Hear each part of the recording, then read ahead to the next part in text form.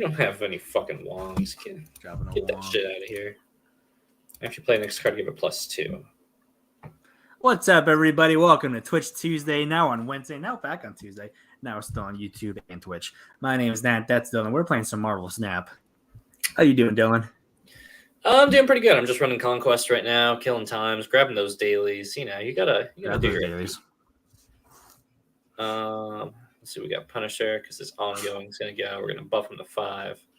Oh, how are you looking as far as rank goes this year? Oh, I'll show you here in a sec. I'll show you here in a sec. Do I get an absorbing man after this is the real question. Let's see. Oh, that's kind of bad, actually. So if I play... Just going to waste a little bit of time while people filter in. There we go. Okay. It'll all work out. Cat, say hello. Yeah. There's no way he's going to come back with... I got to tweet that we're live. I always forget to do that. You always forget to tweet. All right. Tweet is out. Oh, Doom is pretty bad. Wait, Doom's pretty good. He won't get the buff. Watch this. You see that 10-15 power? Right back to 10. You idiot. Oh, why would you do that? I always come back. Oh, I didn't come back.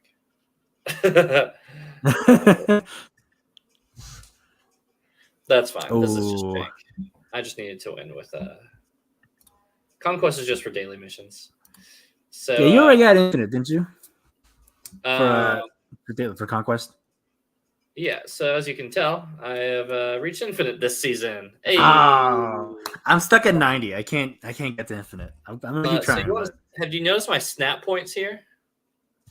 Yeah, I see it. That's ridiculous. I have no more reason to play this game. I want to. I've peaked. This is it. I'm just gonna keep this on in the background because I'm gonna finish this last mission. Snap and 5 costs. Perfect. Now I'm in Infinite, so it's all meaningless anyway. So, yeah. So I got Infinite for the first time this season with Nihilist doing this exact combo right here. I just need to flip the old. I need to flip Aloy, and then I'm good. Did you buy Nihilist? Did you unlock him with one of those keys or? No, I had the keys for him, man. I had plenty of keys. I'm saving up my keys. I'm waiting for something special. This month's isn't really that great. We got Blob coming around. We've got oh my god, yeah. I love this Mantis avatar. I haven't seen this one. Look at that. Oh, that fucking sucks. Jesus.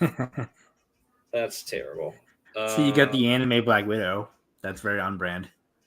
Yeah, it is. Worth every penny. And then they put the Peach Momoku one out, but I still think that the anime one's better. I hate everything. I actually lost my 6969 cubes, but... That's such a shame. Hey, but I still won. Yeah, so I got Infinite on Snap. I won my Lorcana Monday locals the other day, so I'm card jamming, brother. I'm doing pretty good. There you go. Yeah. How you been? I've been pretty good. How was Thanksgiving? You know what? It was okay. we don't do like big turkey Thanksgivings in my family. So I was pretty drunk for most of it because that's the only way you can tolerate my family is if you drink. Yeah. But other than that, it was okay. I was gonna see Napoleon on Black Friday. But I was too hungover, so I was like, I don't have time for a 3-hour biopic. How was your Thanksgiving? No, it was great. Hold on, let me make sure we got the appropriate banner here. Yeah, family trauma dump. It is in fact family trauma season. I don't know if you know this. That's what it's known for. Yeah. So people say happy holidays. I say happy family trauma dump season. Yeah, you're like, hope you survived the trauma. That's what I say to my clients. No, yeah, holidays were good. It was a bit exhausting though, man. It was a bit exhausting. So Thursday, my mother-in-law lives about an hour and a half away, maybe like closer, like hour-ish, Lives in a different time zone too. So she's an hour ahead. She's right on Eastern because Kentucky split like pretty much right down the middle. Pretty annoying. Sure. So we had to go on Thursday. We went up to my mother-in-law's, and she hosted Thanksgiving. She cooked and did all that. Wonderful time. Me and my wife go up there, and then we came back, and then we had Thanksgiving at our house on Friday for her father, and then her sister, and then my niece. And I got to entertain her for like my niece for like oh god 7 hours or something like that. And I'm far from complaining. I adore my niece, and it was a blast. We got to watch My Neighbor Totoro. I played some Go Mickey with her, which is just Go Fish with Mickey Mouse cards. Like, it was a Okay. blast. Nah, it was super fun. I got to show her Lorcana. It was a pretty solid time. So Lorcana's thing, I've heard about Lorcana, but what exactly is it for the people who don't know? All right, so for those who don't know, Lorcana, let me snap here real quick to make sure I get this mission. Easy peasy. Lorcana is the Disney trading card game. So if you're imagining like Magic the Gathering, or if you're imagining like most of the like the real trading card game stuff, right? Like the Yu-Gi-Ohs, the Pokemons, the things like that. It is much more close to Magic or even Final Fantasy than anything else. But it is just that. And but Disney, right? So you have like you're playing Mickey Mouse's, you're playing Aladdin's, you're playing Goofy's, you're playing like all the like you're playing Disney classic, right? Not like Marvel, not like all this. Like, and they have like a lot of really sick art for it, which is like frankly what I'm pretty most yoked about the whole thing. Let me just do that. Oh, you're gonna love this now. I'm gonna Galactus on this Limbo next turn. Oh, that's how I coasted my way up to infinite, right? On turn 5, it would just be like a nihilist, toss the void up to him. I see what you're doing here. Yeah. Yeah. See, he already knew. He already knew. He knew the game. Yeah. Took me right to infinite. Pretty much baby's game now. Love that armor. I'll upgrade it here in a minute. So anyway, got my dailies out of the way. God damn it, one more. Anyways, so that's Lorcana. Let me cancel out of this. Who needs this extra mission? Let me show you. I'll show you what some cards look like, because the new set hit local game stores last week. So we got set 2. Set 2 cards, and it's going to come out in like retail stores like Walmart's, Target's, Best Buy's, all that. It's coming out on that this Friday. So I just want to show some of like the card art, because I think the card art they did for this is actually sick. Like, so you got Winnie the Pooh. Bro, this Winnie the Pooh is sick. That's really sick. I think that's the biggest reason again to card-based games is the art. Dude, the same with Marvel Snap. Yeah, so this Cinderella, right? This set was really like they had Floodborne, right? So you have the description down here. Effectively, they have like 3 different styles of cards, right? They have like the character as they are. So if you see Aladdin and he's like a street rat, that's like pretty standard, right? And then you have like Floodborne, which is like how these characters imagine themselves, but they get like, super champion-y, right? So like Cinderella imagines herself as this like princess knight, so they give her like this card, right? Which is freaking busted. Dreamborn is kind of like, who they wish they could be at times, right? So like Floodborn, you see like Belle as like an archer, which is like yeah, this is sick. It's like super fun. The first set was like okay, like it was kind of just establishing the game a little bit, had some basic like mechanics and stuff like that. I will say this, if you have never been into trading cards and you've been really kind of curious and like maybe want to get into it, Lorcana is great because it's simple enough that you can hop in. The mechanics are not super in depth, but it's deep enough where it's fun. And I say that as a sweaty trading card game guy. So like all these variants of like the same character, are they like have different abilities as well, or are they just like different? Yeah. So there's like several different, like for instance, there's like several different Aladdins, right? In the first set, there was like 2 or 3 Aladdins. One, you have this resource called lore, right? So lore is like how you win the game. You have to get 20 lore. And Aladdin, just hang with me, right? So you play Aladdin and your opponent loses 1 lore. Get it? Because he steals it because he's a thief, right? So like a lot of cards have the really cool like little flavor to it, like and I think that's neat. So then you have like that's like a 2 or 3 cost Aladdin, right? He's like a really cheap guy. And then later you have like this 7 cost Latin. Like 7 is like a big number. That's like that means you're like probably 7 turns into the game. That means it's like a longer game, right? The 7 turn Aladdin, he's like this huge fucking baddie guy. He comes in, and if he fights like an opponent's like character, right? Shimmer. That's what it's called in the game. But we always just call it character. Fights an opponent's character and like beats it, then he steals 2 lore, and then you get 2 lore, right? So that's just like Lorcan stuff. So yeah, they mostly all have different abilities. Some are just kind of vanilla, what we call like pack trash or whatever, like pack fodder stuff. Stuff that's just like they're filling out some cards in the set. But a lot of them actually have a lot of cool flavor and a lot of cool like shit to it. So yeah, no, that's cool. I've been thinking about getting into it, but there's just like a lot I need to get into. So I was like, I gotta pick and choose my battles. I see 4 people in the chat right now. Get in the chat, say hello. Danny, I know you're lurking, so say hello. Yeah, we know Danny's lurking. I see 4 people watching, but 4 people watching. That's what I mean, not in the chat. Yeah. We see watching. Everybody's chatting. Anyways, yeah. So that's Lorcana. Lorcana's super sick. I was talking about Thanksgiving though. Sorry, we do this. We go off track, right? So Friday, I entertained my niece all day long. Saturday, we went back up to Bardstown again, where my mother-in-law lives, and we did Cookie Day. You know what Cookie Day is now? No, explain it, please. Okay, Cookie Day is that's more relevant.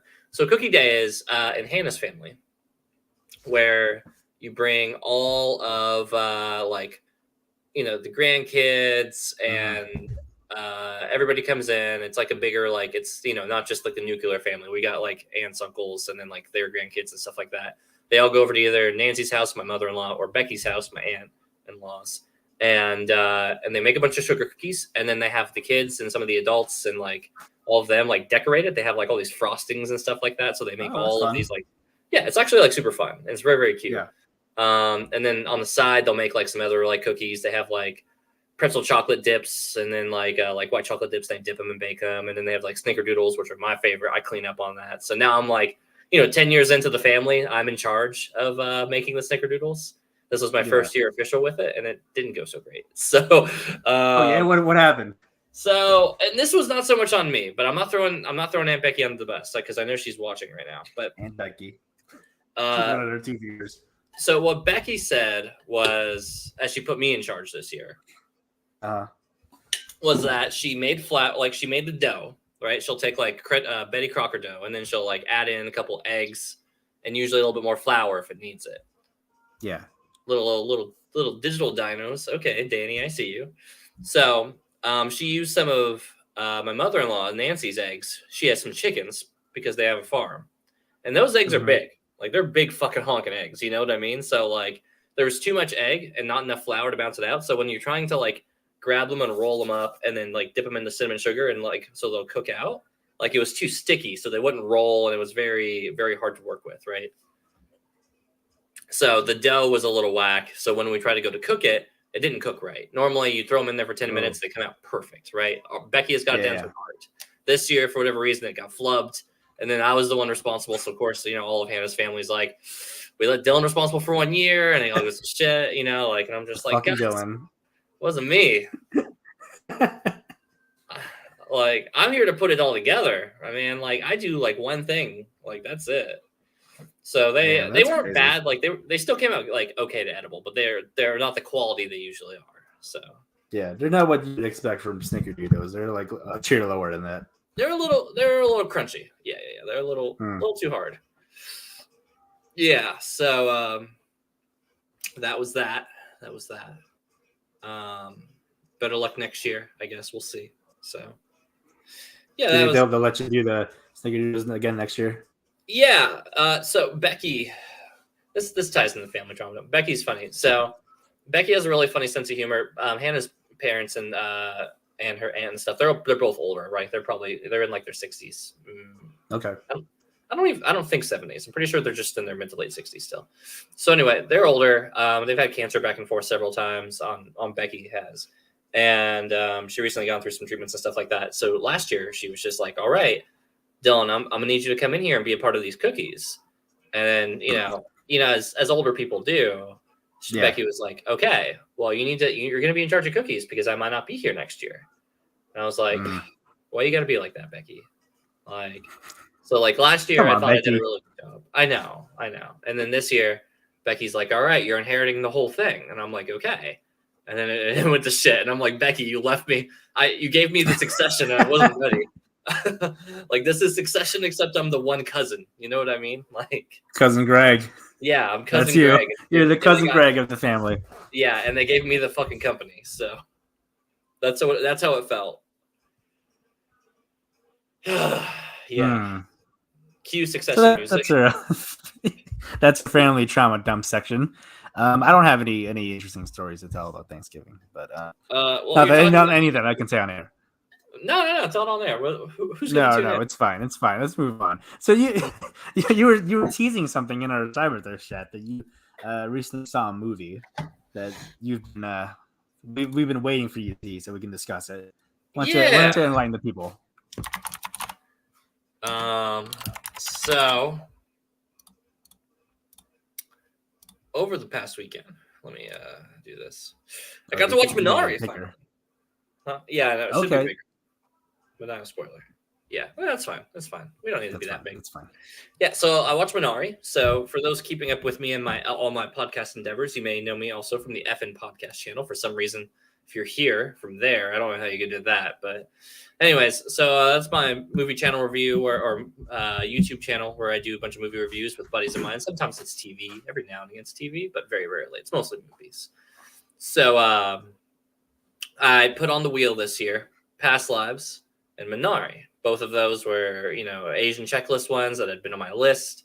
Past Lives fell a little short for me in execution. Although I do listen, it's a movie that I love being able to talk about, but it's a movie that just did not do enough for me. That's what my feeling on Past Lives was. Minari. That's fair. Pretty good. I enjoyed my time with Minari. Okay. I think this is gonna be another. So for the record, Past Lives went over very poorly with the group. Right, one guy was like kind of with me on this, where he was like, "I didn't hate my time with it." Now, mind you, they're all three white guys, so like, yeah, keep that in mind. And one of them is very, very white. One of them is like almost annoyed by like stories of color, almost, right? So yeah, he's annoyed by these characters who are people of color. Like, get these people. There's nobody relatable, I get it. Yeah.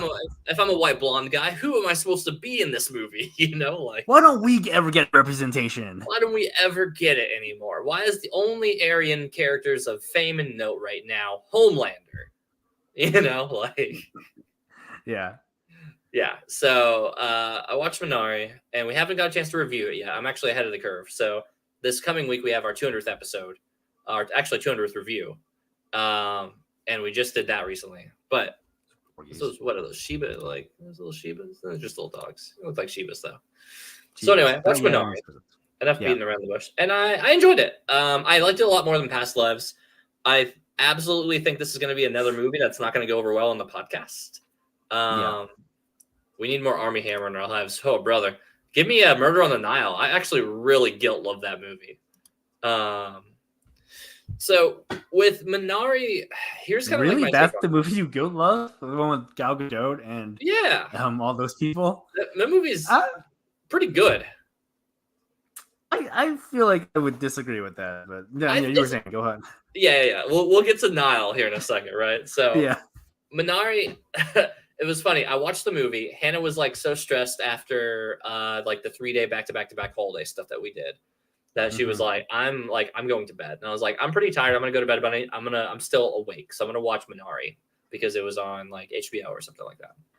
Yeah. And I was like, all right, cool. I'm going to watch it. And the description is an Asian American family or an immigrant Asian American family buys a farm.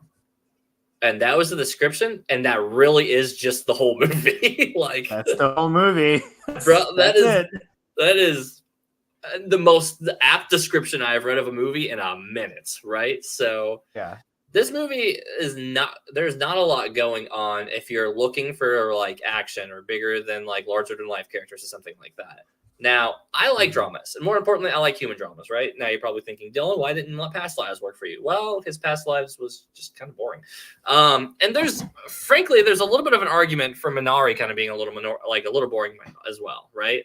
I'm not I'm not being wrong on that, Matt. Like, if you're tuning in, so here's the thing. When you said you were gonna watch Minority, I was like, if you feel this way about Past Lives, I have a feeling you're not gonna like Minority. I came with very low expectations. Yeah. So, like, let me start by saying there are parts of Minari I love, but as a whole, it's a movie I'm not highly recommending to a lot of people, right? No, I wouldn't recommend it to most people. I would recommend it to a very specific type of person. Yeah, right. So Minari is one of these movies where, as I was watching it, what was really special about it, not only is it just how much they get right? And first of all, also side note, how much Asian families have very similar lore, even when they come from different different cultures, right? Even if it's Japanese, Vietnamese, whatever. Like how much that grandma parent resonated with people, right?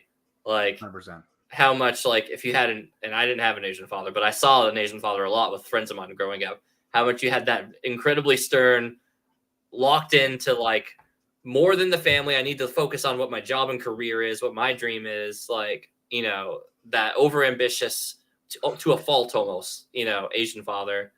You had these, like, all the characters there I thought were very well done, felt very, very real.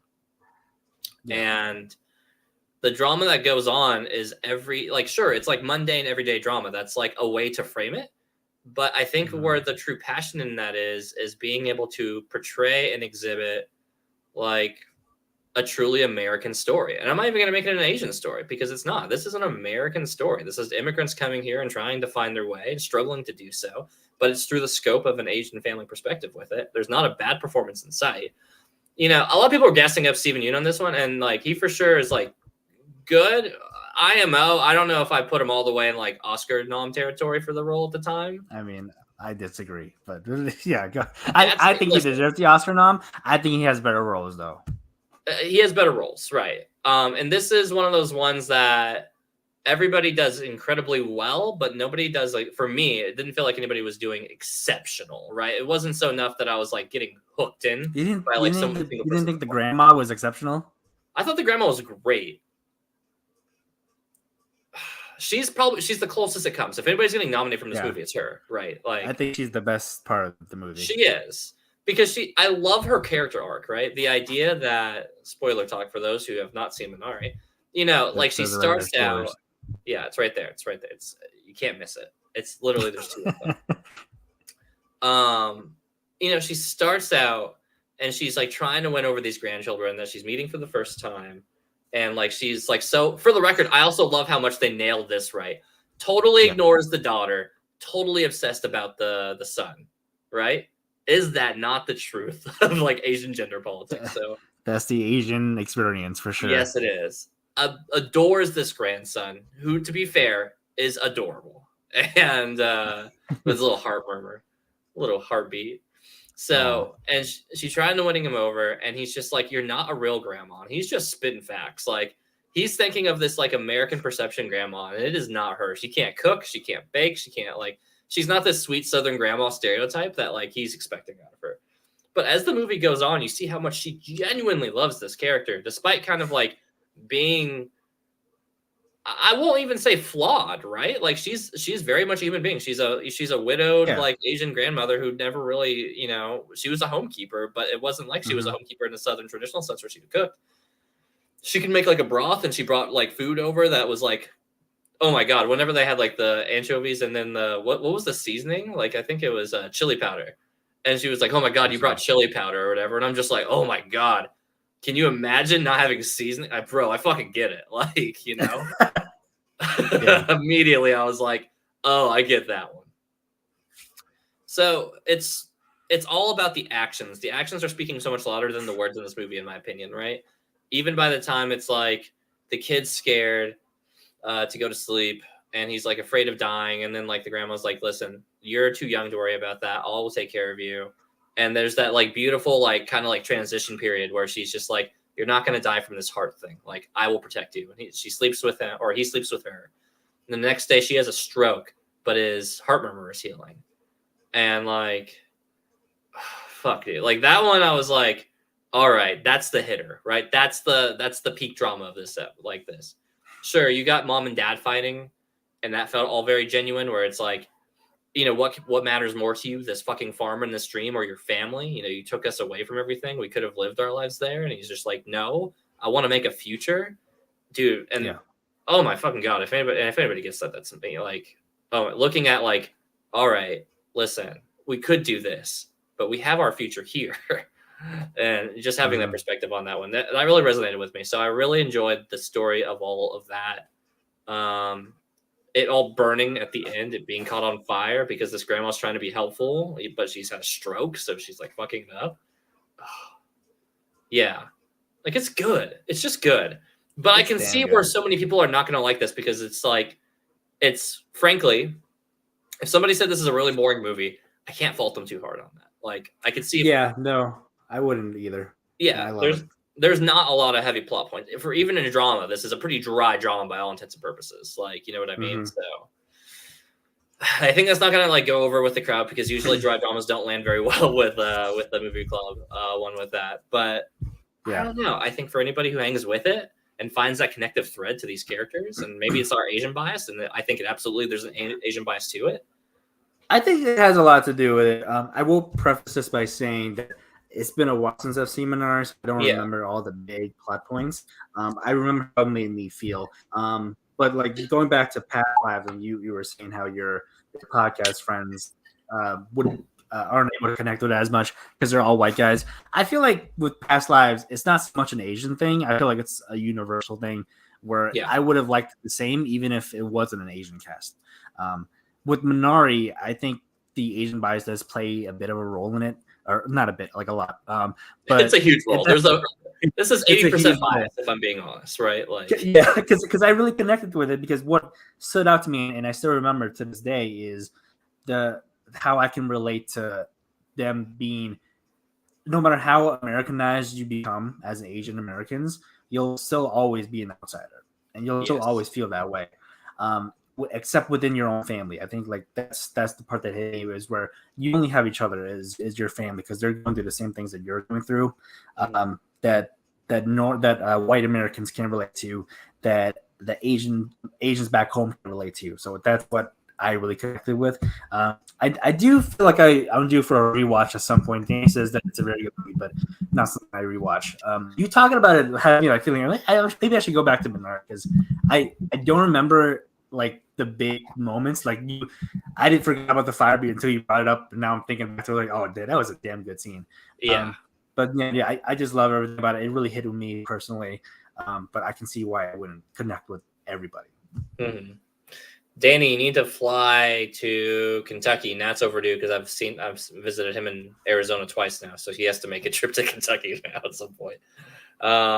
We all need to get together and watch this movie and drink that. Well, Germany's been put on hold, so maybe I will make it out of Kentucky. Yeah, Germany's probably off for a second, buddy. Oh man. Too soon. Too soon. I without getting into it in the air, obviously, I told Hannah about that over dinner the other day, and she was just like, fuck around, find out scale. That's all I'm going to say. I mean, those budget cuts. Those budget cuts, bro. They were coming in. They came out of nowhere from the top rope. Like from the top rope. Okay, well, moving on from Minari. I was planning on watching the Killer on Netflix because I love David Fincher. My favorite movie is Fight Club. That's the Michael Fassbender. Fassbender movie. Yeah, there we go. Thank you. Yeah. Have you seen it? I haven't seen it yet. I haven't either. So I've been meaning to see this movie since it came out, but I just haven't had time. And I was gonna watch it this weekend, but then I saw a list of movies that were leaving Netflix by the end of the month. And I think this might be one of your favorite movies, but I'm not entirely sure on it. Arrival. I haven't seen Arrival yet, actually. You haven't seen her? I could have sworn that's one of your favorite movies, but maybe I'm thinking of someone else. Inception's one of my favorite movies. I can see where they get confused, though. Yeah, great movie. I will say it was I'm super late in this movie, obviously, but if you don't know, it's about like these aliens who land on Earth, and Amy Adams plays like a translator. She's a linguist. Jeremy Renner is a scientist, so they're like trying to communicate with these aliens who don't speak Earth's language. and some stuff happens. I get into it without spoiling it. Yeah, But yeah, it yeah. was like That's always what I hear is the description. It's like, all right, they're a linguist. yeah, Here's this hijinks. Like, hijinks. yeah. It was like a lot more deeper than I thought it'd be. Like it like really gets deep. And I didn't really get it until after the end. And I thought about it some more. I got some reviews because it was honestly a little bit boring throughout the movie. But like once everything hits, like it truly hits. So that's my 7-year late arrival review. Danny says thoughts on the Sky Pilgrim anime show. I haven't seen it yet, but I heard. I watched the first episode, and it's more or less mirroring the beginning of Scott Pilgrim. And then I was like, cool, I'm gonna watch Minari. Like, so I did two things. I started to watch because I had no idea what I was gonna watch on that Saturday whenever we finally had like the holiday weekend to ourselves, right? So I was like, let's watch Scott Pilgrim. And then I watched the first episode and I was like, all right, this is mostly the same. And I'm like, I don't know if I'm in the mood to rewatch it in the anime form right now because it's like 6 episodes or something, 7. Yeah. Something like that, 6 or 7. I was like, so I don't understand. Like, is it a retelling of the movie or in the comic book or Danny? Like correct me if I'm wrong here. It's not a complete retelling. It's not like a 1-for-1 beat. But if you look through the episodes, you can already kind of see like the main beats, right? The boyfriends are all still the ones, but they're voice acted by all the main characters from like the movie, which I thought was great. Like, Chris Evans is still like voicing that one. But I think it gets fleshed out a little bit more because it's like pulling extra content from the comic, like itself. Like it's fully animated in the comic, and the comic was a lot told through the movie, but not all of it. So I think it's just like the movie plus more. Danny, correct me if I'm wrong on that, but I'm pretty sure that's like the gist of it. So I mostly just didn't want to rewatch that again. I wanted to watch something new because that's my brain. I like watching new things. Like very rarely am I in the comfort mode for it. Yeah, like, I'm the same way. Like I really find it hard to like rewatch stuff or rewatch remakes and retellings of stuff. Yeah, I like to like why rewatch something when you can watch something new. That's my thought process. So while I was watching that, I was like, okay, like Social Network, Tar, or Irishman. Tar was wild. Social Network was wild too. Tar was wild though. The ending is a fucking like monster here. Like, did we talk about Tar on the show? Because I feel like we did a review, but I can't. I'm sure we did around Oscar season. Yeah. I'm sure we had to have. It's very different. There's a big twist. Oh, okay. So there's a significant like change in there. Okay. Big twist. I like that.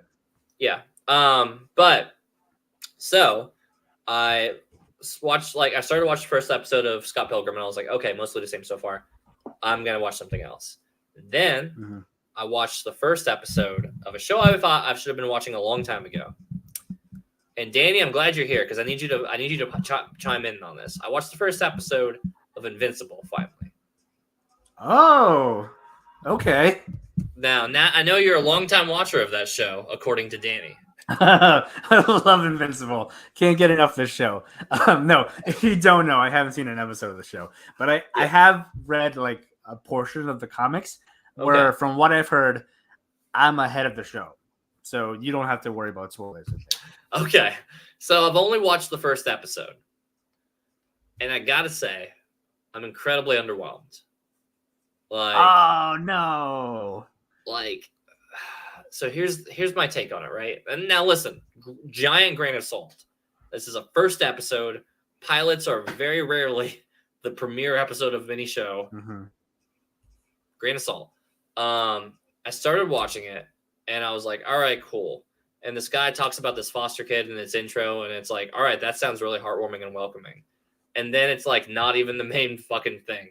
And then it gets into like the kid, and he finally gets his superpowers, right? So Nat, for your case, right? Like the main character, you got who's the main Superman guy? Omni-Man, right? Omni-Man. You got Omni-Man and his kid who finally gets his powers waking up because they're like from Krypton, effectively. Kid has his powers, and he's like a little edgelord, a little do-gooder, and it's like this weird balance. But they're saying cuss words every now and again, so it kind of has that like. It almost feels like it has a little bit of that like Harley Quinn show, like humor to it. Just a smidge of the crudeness, right? A smidge of that like, oh fuck, oh shit. You get those every now and again. Yeah. But then like by the end of the first episode, I'm kind of like, this feels like it's gonna be very straight laced. Now, Danny, I kind of want a little bit of spoilers because I'm not intrigued enough to want to go back into the show after the pilot episode. You gotta keep going. Yeah. I haven't watched the show obviously, but I know what happens. You're gonna want to watch until the end of the season because you're gonna be. Do you know the big thing that happens? No, I know nothing outside of the random memes that come up on that show. Right? Like you gotta keep pushing through it. You push through it. It already feels like a little bit like a slog though. Like the first episode, I feel like I was chugging. Like it was like, oh, come on, man. Like this is all just build up, and I'm telling you, it's worth it. Okay, so tell me this to everybody's best of their ability without spoilers as much as possible. What's the tone going to be of this show? Because it feels like it feels like it wants a little bit of funny, a little bit of dark at times, but it's like still very up in front about being a superhero show. So, this is not like any other superhero property, I would say. I think the balance between funny and dark is gonna take over. But the dark is actually way higher. Dark. Yeah. It's way higher. Yeah. I feel like they're teasing that. Smithy says, wait for the graphic violence to ensue, then you'll love it. Yeah, like I got the impression that this show is gonna get like pretty gnarly in its violence. So like, but my concern is that it was going to be too playful with the violence, right? What I love about Harley Quinn is that it's at its heart a comedy show. So anytime anybody's like dying or getting blood splattered, like it's to comedic effect, right? Yeah, I don't think you'll feel that way about the end. By the end of the season, you're not gonna feel this way. Yeah, like I want stakes to the show, right? I want to feel like there are stakes. Mostly dark and it only gets more fucked up. Okay. Because right now, I see what you're saying. Like when I was reading the comics, it felt very much the way you're describing, where it was like this is pretty generic superhero stuff. Yeah, It changes fast. And and to their credit, like that's a really good trick to lure people in, right? To like keep them comfortable with like the superhero genre, bait them in, and then boom, you hit them with something heavy and deep. Like, and I typically love those, but. God, dude, there's like 10 episodes to this season, and that's like each episode's like almost an hour, bro. Like, come on, like, I'm like, can you just kill? Like, I'm gonna throw like a random Hail Mary out there. I need somebody to kill this mom already because she seems like the most killable character at this moment. I can't say anything, man. I'm not fishing. 8 hours or 8 episodes is worth it. Yeah, it's 8 episodes. Sorry, my mistake, Danny. Yeah, I will. The fact that I'm defending this show without ever seeing it. I know, and this is the funniest thing, knowing full well you know maybe 1 or 2 plot points, but you don't know how it actually is executed. I'm probably gonna watch the show because I'm like way past. By now I'm like way past it in terms of the comic. Do we just want to do a watch along and review episodes as we go on Twitch Tuesday? Like, let's do it. I'm down. Well, you need something to review because like the Marvel stuff has kind of slowed down. We still need to get to Loki and the Marvels, but we'll get to that later. Yeah, well, you need to get to Loki. I've talked about Loki. I've seen Loki. What do you mean? I'm all caught up. Did you catch up on season 2? Yeah. Oh, I didn't know you caught up on season 2. Okay. I finished it all in like 2 days. Yeah, okay. I was telling you in the chat. I was like, hey, let's talk about Loki. You're like, yeah, Nat needs to finish season 1. And I was like, what do you mean? I'm all caught up. Oh, see, I thought that you had mentioned that you hadn't watched any of Loki, so I thought like straight up you hadn't watched any of Loki. So like, but I was like, wait, it doesn't make sense. I know you watched season 1. Yeah. The last time we did Twitch Tuesday, I just finished Secret Invasion, and I hadn't seen an episode of Loki season 2. What a fucking waste of your time, by the way. So I will say my feelings on Secret Invasion have changed since I've been doing more thinking about it. I haven't rewatched it, but I've thought about it. Man, what a terrible show, huh? It's just bad. Like, especially after I saw the Marvels, it made it worse in retrospect. Like, how do you do that, right? Like, how do you fuck it up that bad? Like, what the hell happened to Nick Fury's wife? Why wasn't she brought up at all? She's with him in space. Got me, man. Also, why couldn't he just bring the Skrulls to New Asgard like they did in the movie? That just solved everything. Yeah, straight up. I mean, listen, I don't know. They were like, let's make it feel like Winter Soldier again, but never actually have anythings, right? Like, and also they like built up Gravik versus Fury for the whole thing, and we don't even get that. We never get We it. get Gravik versus a Gaia who. How are they going to explain away Gaia when she's like this? She's like the most powerful being in Marvel right now. They can just bring her in to fuck shit She's up. pretty high up there. She's pretty high up there. I wouldn't go that far. Like, as far as characters we've seen, I think she's the strongest. Nah, I think the witchy magics people still beat them out. Like I think a Scarlet Witch, like still. Well, Scarlet Witch is like, as far as we know, she's dead. For all intents and purposes, dead. Yeah. Yeah. But otherwise, she's pretty. Nick Why is turned into a goofball goofball Disney Channel side character during the Marvel? Bro, I still haven't seen the Marvels. I might. You haven't seen the Marvels? I might watch it this weekend.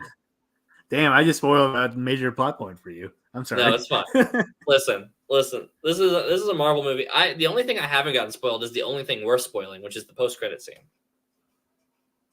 Oh, so wait. So, say that again. Oh, sorry. Let me reframe. I actually know nothing about this movie, right? Like, I've not been spoiled on anything, but the only thing we're spoiling hasn't been spoiled, right? Like, I have not seen what the post-credit scene of this is, and apparently that's so you don't know what the post-credit scene was. No idea. Okay, you're gonna want to see it for yourself. Yeah, that's what I hear. Yeah, it's really good. Yeah, I mean, I'll get around to watching it probably. I think it's worth watching. I put it as a lower mid-tier Marvel, but is it a below or above Black Widow? It's above Black Widow. I don't know. For being a bad Marvel movie, Black Widow's pretty decent. I think Black Widow is pretty decent. I wouldn't say it's bad. I think it may be the most middle movie. I think it is like maybe the middle. Yeah. I think if you take away Florence Pugh's character, then you don't really have much. No, definitely not. She kind of carried it, but it was pretty decent. Smithy says the post-credit scene has something to do with toasted salad and scrambled eggs. So there you go. Tossed salad and scrambled eggs. Tossed a salad. Yikes! But in the first Captain Marvel movie, that's, to be fair, that's not very high bar. High bar.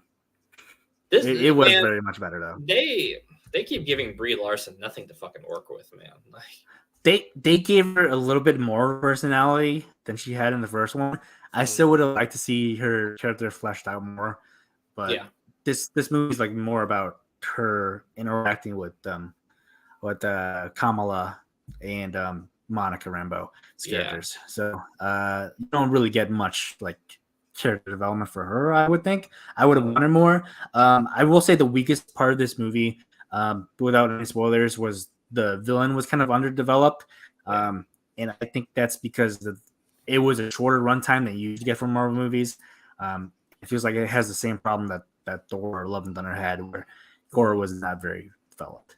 Right, but it wasn't about the villain this time. It was about the three heroes. So I think nailed it in that.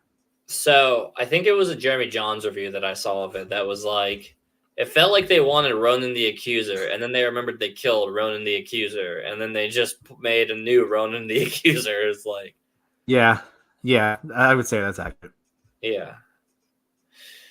I'm gonna watch it though, because listen, I'm a shill. I'm gonna watch it just to have an opinion on it. Doesn't mean I'm gonna love it, but I will. Yeah, and we're not getting a new Marvel movie until Deadpool 3. We're getting fuck all else this next month. We were supposed to be getting Dune 2, but here we are waiting until March or something for that movie now. So it's that damn writer strike and actor strike.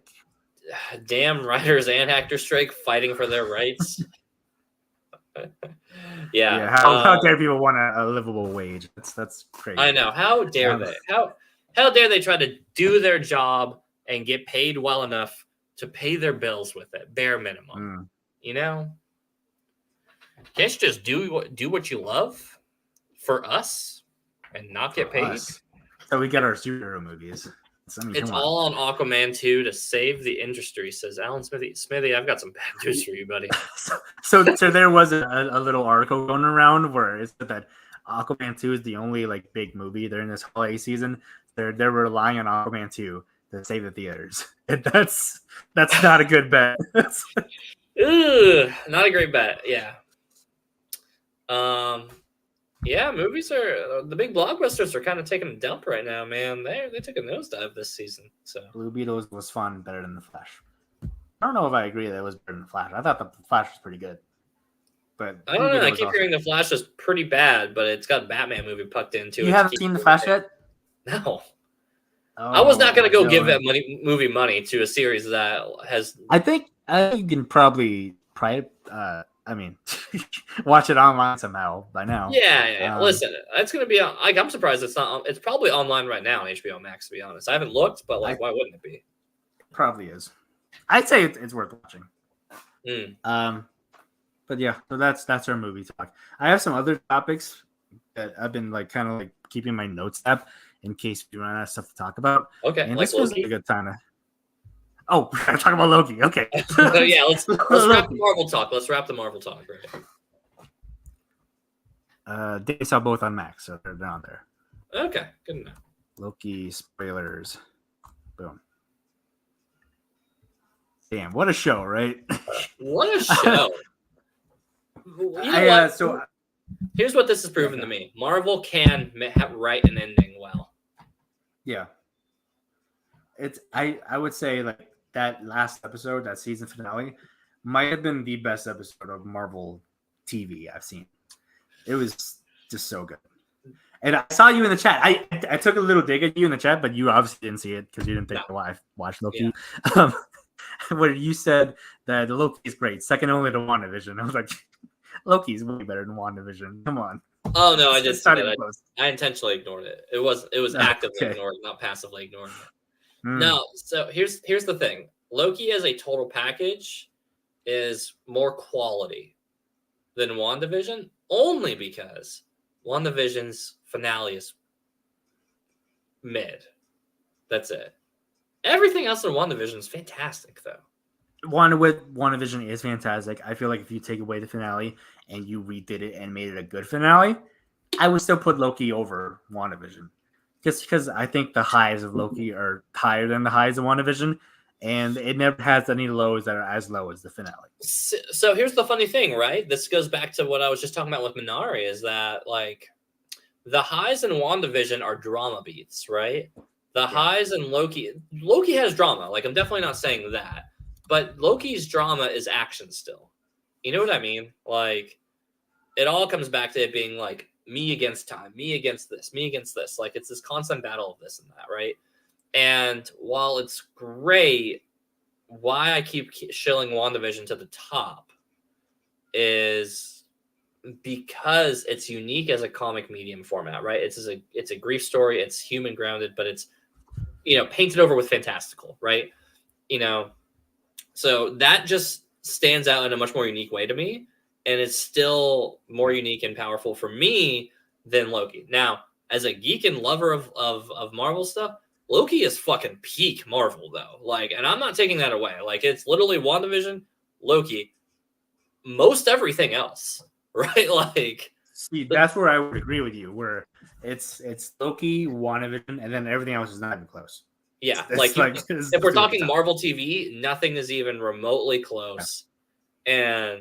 And like what even is up next? She-Hulk, Miss Marvel? Like probably Miss Marvel. It doesn't come close. Miss Marvel was really cute and fun. It's really cute and fun, but I feel like towards the end it kind of like petered off a little bit.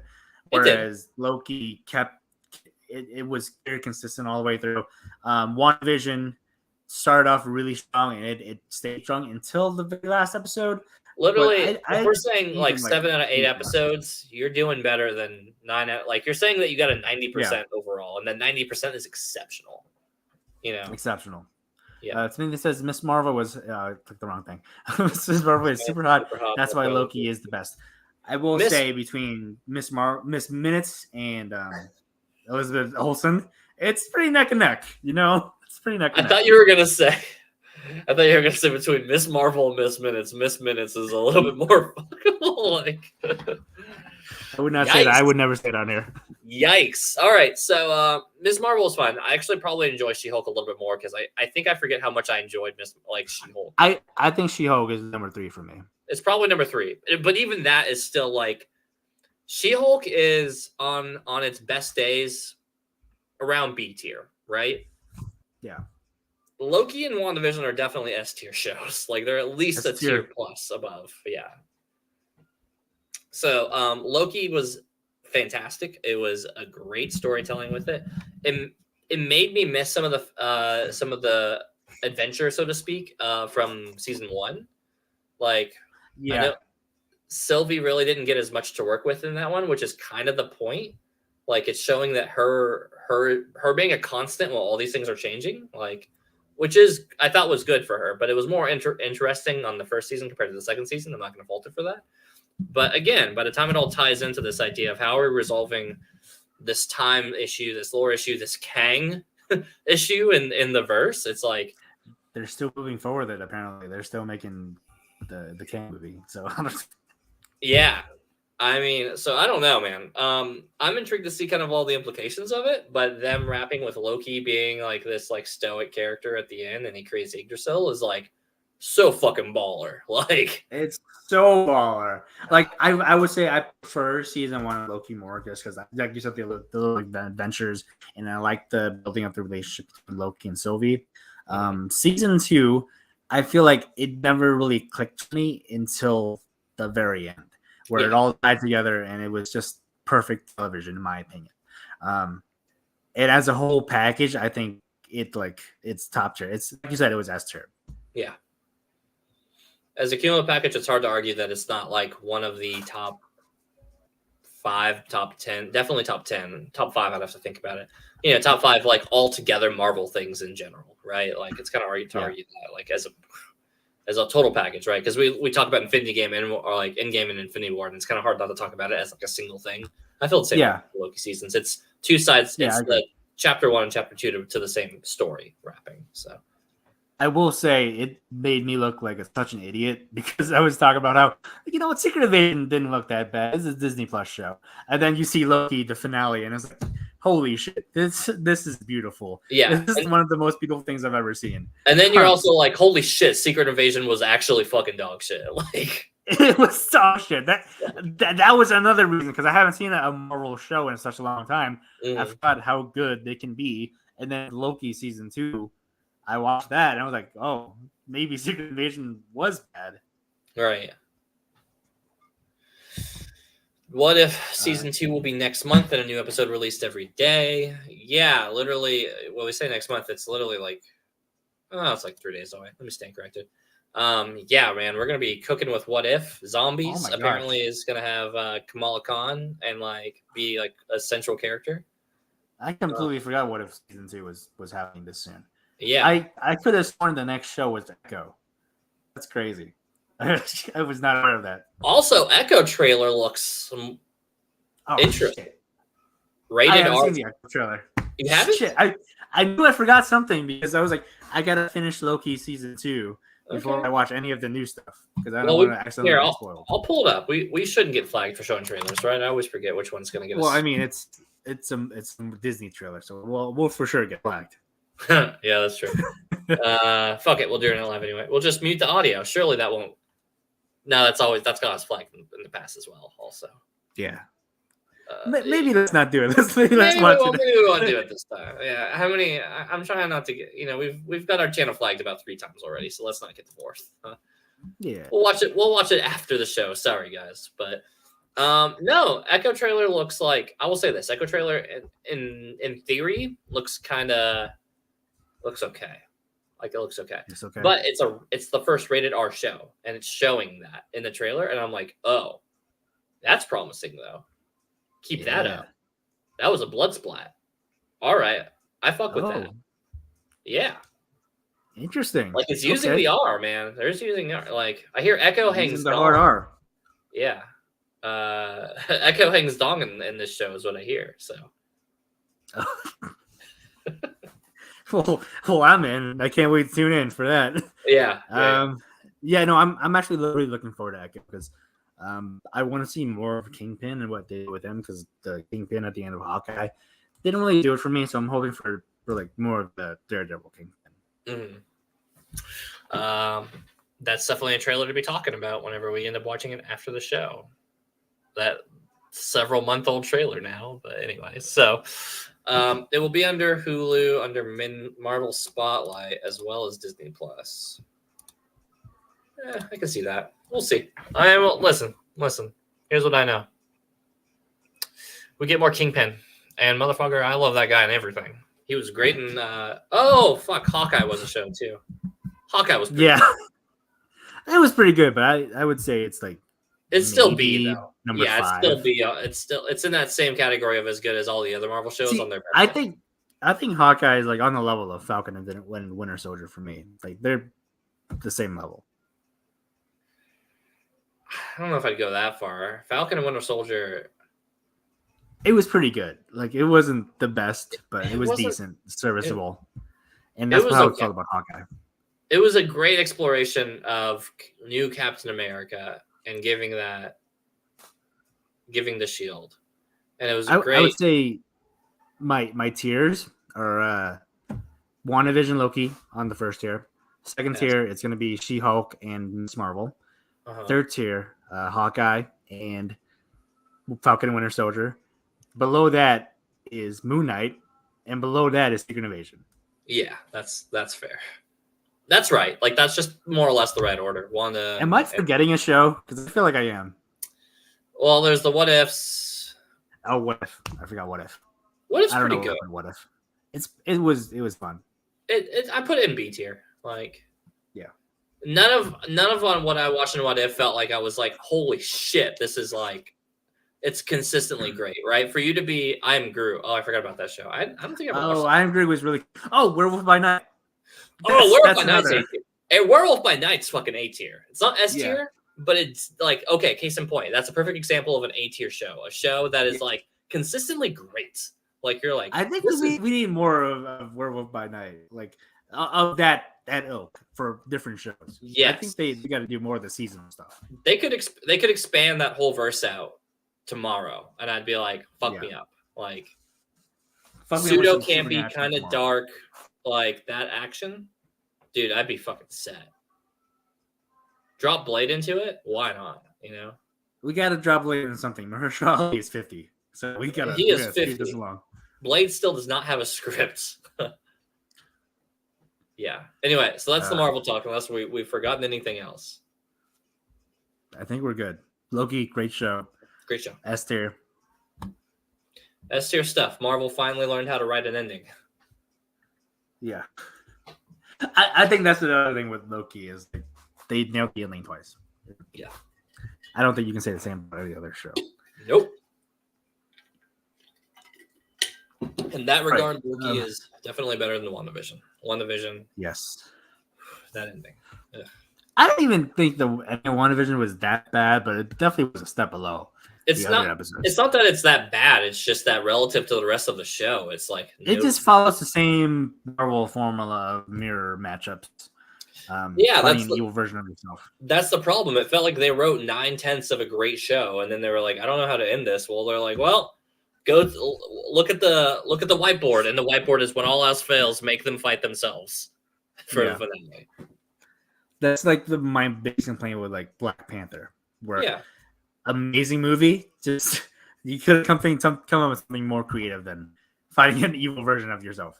Yeah, like the whole by the time they're both in the suits fighting, you're like, how is it that when they're both fighting in these suits, I'm the least interested in this movie now? Like frankly, when Killmonger was not in the suit and he was just Michael B. Jordan, you're way more into the movie. And then he gets into the suit and they start superheroing, and you're like, fuck me. Like, it's the Marvel movie. Yeah, that's not how you're supposed to feel. You know, like, right. Can you imagine? Think about this for a second. Can you imagine if we said, "Oh man, Tony Stark, great. Oh fuck, he put on the Iron Man suit. I'm bored." You know what I mean? Like, right. Danny brings up a really good point in the chat that I forgot about. The boner joke. They brought in Evan Peters for a dick joke. Worth it. Absolutely worth it. And the fact they brought in Evan Peters from the Foxverse to be into it. For a dick joke. That's what they brought him on for. I actually love it. It. Well, that's been our Marvel talk. Yes.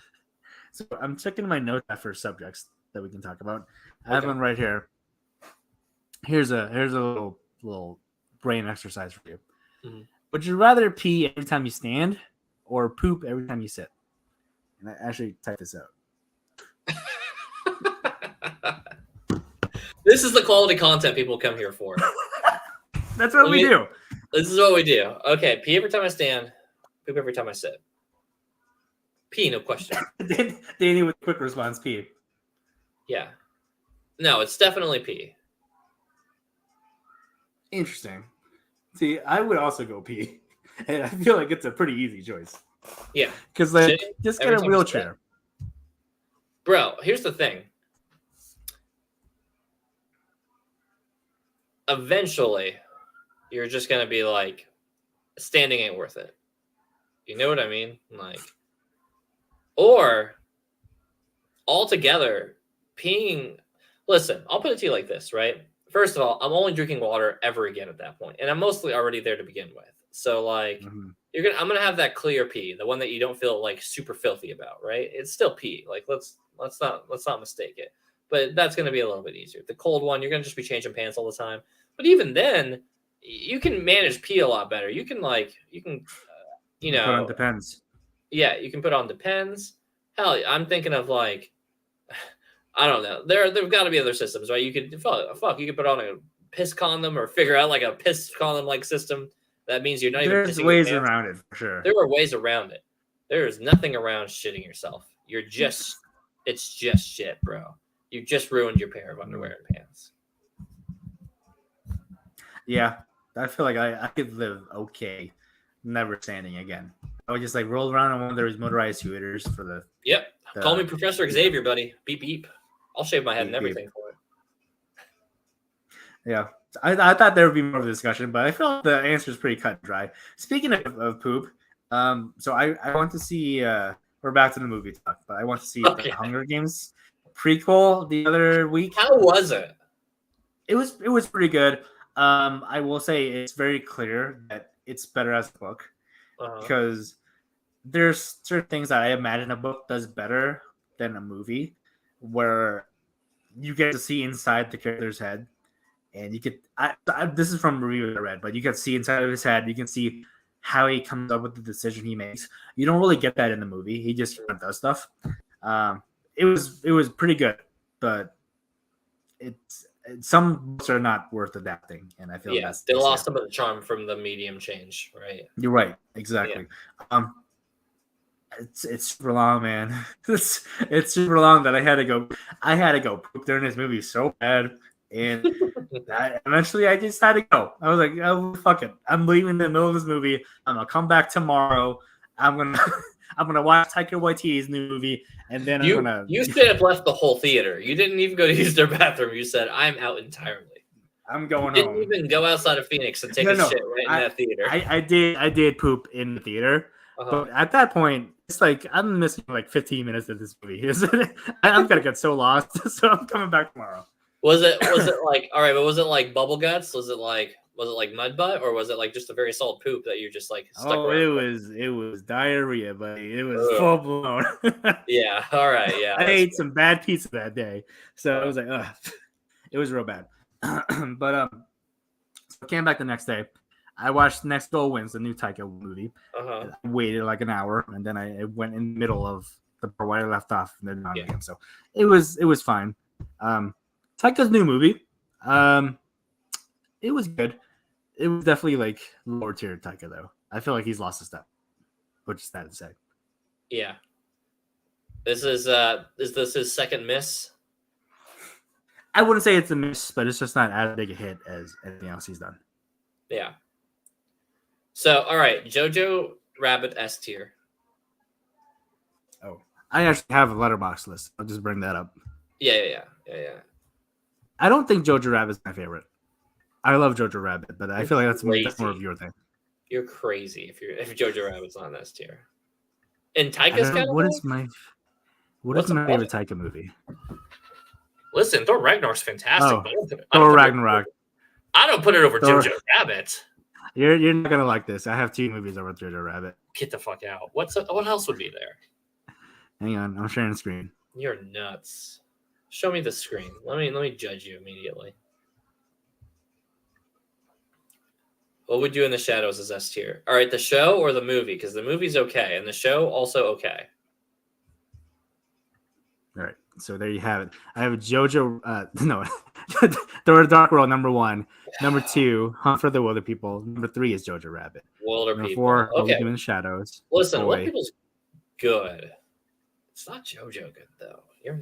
This order is I nuts. think it's really good. Jojo Rabbit, phenomenal movie. I just prefer Wilder People more. All right. Thor Ragnarok's amazing. The Ragnarok's amazing. I'm not taking away from that. Like it's my number 2, and then Wilder People is my 3. The top three is correct. Its order is flawed. Like yeah, and looking at it now, I might actually push What We Do in the Shadows lower, if I'm being honest, because I really like Boy. What We Do in the Shadows is like it has funny moments, but it still feels like a definitively like B tier movie, right? Like yeah. In a Taika-verse, like there's some really funny lines into it, but overall, like this is what I've said before. And I said this about Taika's comedy. Like Taika bats really 50-50 with me on comedy, and sometimes I feel like I'm totally on board and it's hilarious. And then there's a time where it feels like it's trying too hard.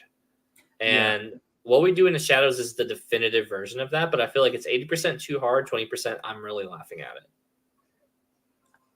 I just watched it the once, but I feel like I need to watch it again in a different headspace because I feel the same way that you do, where like I feel like 30% of those jokes land and 70% don't with What We Do in the Shadows, and that's not really a good ratio to have. I might need to rewatch it. For what it's worth, Love and Thunder had a better ratio, but that's not what I wanted out of that movie. So that's not what I wanted out of a That's not what I wanted out of a dark story, right? Like, right. And now we've got reports that Taika is like no longer doing any more Thor movies. Like he's like out. Yeah, I saw that too. You saw them dig up an old tweet where someone was like, "I hated Thor Ragnarok because all the humor. I hope the next movie doesn't have that much humor." And yeah, Taika was like, "Sorry in advance." Sucka. Yeah. Sucka. Like, and he wasn't wrong. He doubled down.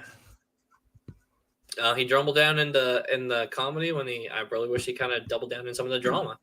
Even the dramedy in that would have been fine. You could have had like insane laughter moments and stuff like that, and Gore versus like Thor even. But I was so excited about Love and Thunder, but now looking back, I feel like he was the wrong director for that subject matter. Yeah. I was a lot more optimistic after JoJo, seeing him balance a tone between something serious and dark while also balancing the comedy and brevity of it. And with what he did with Thor, I thought it was great, but it felt like strangely enough, this is one of the times where of all the directors, it felt like he had too much creative control over it and he went a little too ham-fisted into it, right? Yeah, like he got to put too much Taika into the movie. And that wasn't the right plot line for it. It just wasn't the story, it wasn't the characters for it. That's not the place. So yeah, and this is not me like going on with the rest of the internet. I'm turning against Taika. No, we're on record for saying this beforehand. Let me start by saying Taika, I think, is still great. It's just like, listen, I love Christopher Nolan, but I wouldn't have him direct a comedy. He doesn't seem like the funny type kind of guy, you know. Like I wouldn't make him direct something very lighthearted and have brevity to it. So exactly. You know, we invited a Kiwi to make a, I don't know, Southern chili or something, and it was not the right flavor. So, but that's fine. We've been documenting on that before. Yeah, you wanna dig into more of my like save segments for? Yeah, I'm curious what's on this list now. I'm like, all right. So I'm one of the things I wanted to do was just like go on Reddit and read it. Am I the asshole? And we can decide if this person's the asshole. I do like that. I have one. So I'm gonna read it. Okay. All right. Do you got the thread? Can we share it on the screen? Yeah. Hang on. Send me the link. I'll just. I'll look it up. I have it on my iPad, but not on my. Okay. Asian. Okay.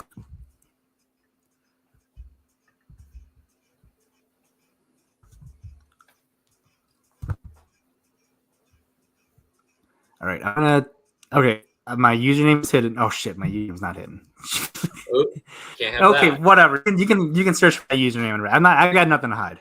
Yeah, right. It's like you can't see what I upvote and Dan vote. That's okay.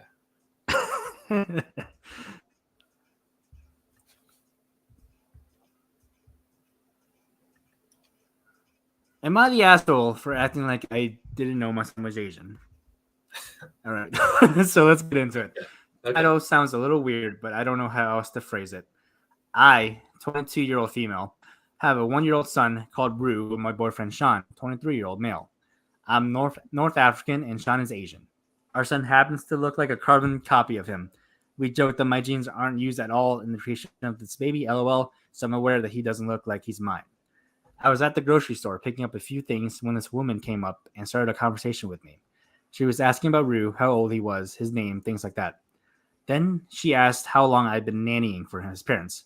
I assumed she thought I would that initially because I am kind of young and I know most people don't have kids as early as I did, so I told her that I was actually his mother. She sort of frowned, looked between my baby and then me before saying, "But he's Asian." She said the word Asian in a really weird tone. If I had a she dollar, didn't like saying first it. of all. Yeah. Yeah. How common is this? The mature thing probably would have been to tell her that he's Asian because his dad is Asian, and biracial people do in fact exist. But instead, I just gasped dramatically and went, "Oh my god, are you serious?" I picked Rue up and held him at eye level while asking how he was able to pull the long con on me and hide his true identity for so long. He giggled, which made me laugh, and the lady looked bright red and very annoyed because people were looking at us.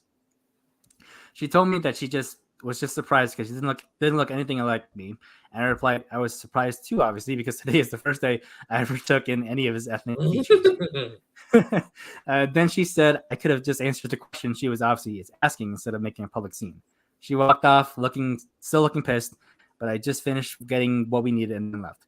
I was telling my mom about it because she called when I got back to the house, and she also thinks I should have just informed the woman that my son's father is Asian instead of acting like a fool in the middle of the produce section. Maybe it was a bit of a jerk move to do it the way I did, but I mean, if I tell you the kid is mine and you think the kid doesn't look like me, wouldn't the next best conclusion be that he looked like the other parent? I just want outside opinions on whether or not I was being an asshole about this. Okay. So, my immediate reaction is not the asshole, and here's why. Not the asshole at all. Yeah, go ahead. Here's why. It is. We are being too nice to people asking questions of common sense. Sick of it. Sick of it. Use your brain. Doesn't look like me. I'm saying this is my kid, and the kid's Asian. Probably a good chance the dad's Asian. Not me. That's it. It does not take many brain cells to connect those dots. So for this woman to ask, and for OP to sit there and say, "Oh my God, he is a little bit like, is it a little bit sassy?" Yes, but honestly, ask dumb questions, get fucking dumb answers, bro. What do you mean? But he's Asian. Yeah, correct. And like, yeah. No, I agree. Definitely not the asshole. Maybe the response could have been a little less sassy, but like, Yeah. she doesn't owe it to this lady who's like randomly asking why she does her son doesn't occur. Like, she doesn't owe anything to this lady. So no, not the asshole. This is pretty cut and dry. I feel like it's time us Asians stop being so nice and subservient. We should just tell people how it is. Yeah, listen, this is how it is. It's whenever they look at me and they're like, "You're Asian," and this is like double points for me because it's like, it's okay. So obviously he's Asian presenting, right? But for somebody who is white passing as Asian, where it's like, "Oh, you're Asian," and then I get straight up told by white people and other Asians sometimes as well, "You're not Asian because you don't look Asian." Fuck you too, Asians. Actually, for that matter, because it's this idea of like, motherfucker. I'm not saying I'm Asian for scholarships. I never filled out those grants, right? Because I felt bad being a white passing person applying for Asian scholarships or Asian grants or minority things or things like that. I document it on the census, and anytime it's like relevant in paperwork, but that's it. Like, I'm not ever taking anything away from y'all. So fuck all y'all. When it comes down to this idea where it's like, yeah, I was born this way. Why are we making a big deal out of it? So what if he's Asian? So what if I'm Asian? Fuck you. Why are we going to make a big deal? Bro, suck my dick. I'm over it. I'm so over it. That's my life story. No one thinks I'm Asian. Danny, you're black. I don't want to hear it from you. Nope. No, Yeah, Danny. no, I thought you and Danny would get a kick out of this being like mixed Asians. Um, Yeah. and like obviously, like as Asians, we get asked like this kind of like stuff all the time, where it's like people are not trying to be offensive, but like, I mean, you gotta like be smart about this kind of stuff. There's a weird line, right? Where it's like, here's the funny thing that I've observed in like American culture with race talk is that this idea that, and I don't mean this in a bad way, and I'm not saying that like any group has it easier or harder than the other, right? But hear me out. Yeah. I think typically speaking, white people are more culturally sensitive to black as a term, as a race, than Asian, because that's something that they think about it a little bit quicker than they do with Asian, right? If this kid was black, for instance, in this story, they would probably hesitate for a second to say, well, they're black. Now, I'm not saying all the time. I'm not saying 100%. Listen, I live in the South. Some people don't miss a beat. They're like, but he's black. Right. Make that make sense. Listen, that happens all the time. But I think most people would sit there and think a second before they would be like, but he's, they're going to cringe at it, right? Yeah. Asian, quick, very quick, but he's Asian. That makes no sense. You look. Yeah, there's no second thought about that kind of stuff. No. Yeah. And I think that brings up a really interesting point. I do think that there's like degrees of hardship depending on your race. I feel like I think that it is harder being a Black American than it is an Asian American. Oh, totally. Because if I have kids, I don't have to have that conversation. Assuming my partner is not Black, I don't have to have conversation with that kid about how they should act around police when they're pulled over. Mm-hmm. But we have problems that people don't talk about, like racism against Asian Americans is so normalized that we're still the brunt of a lot of jokes in the media, and it's perfectly acceptable when it's not. Like, you can say this kind of stuff to like a Black person or a Hispanic person or any other kind of race. It's just like so normalized when it comes to Asians. Yes. That I feel like it's time we start speaking up about this more, because it's not okay. Danny, if I had a fucking dollar, bro. And then Danny, you get this. Even when we say Filipino, they're like, they don't even know how to process that. Most people couldn't tell you the difference between a Filipino and a Vietnamese person, a Filipino and a Chinese person, even a Filipino and a Japanese person. Even they're like, what makes them distinctly different from one another? And it's just like, so perfect example, right? And this is no slander towards any of my family or in-laws or anything like that, but this is a conversation we had. So Aunt Becky, while I was at my aunt's house or my in-laws' house, she had her cat out, and I was like, oh, the cat's gonna love me, right? Because cats just fucking love me. They do. Case in point, look at this big fucking chunker back here. Cats love me. I'm an animal person by nature.